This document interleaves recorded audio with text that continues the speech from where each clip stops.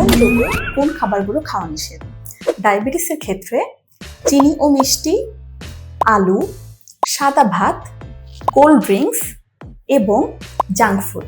উচ্চ রক্তচাপের ক্ষেত্রে আচার, চিপস, নোনতা খাবার, যে কোনো তেলে ভাজা খাবার, রেড মিট, কিডনির রোগে কলা, কমলা, পালং শাক, আলু ও বীজ জাতীয় খাবার, লিভারের রোগে অ্যালকোহল, তেলযুক্ত খাবার, ঝাল ও মশলাদার খাবার এবং বিভিন্ন ধরনের জাঙ্ক ফুড।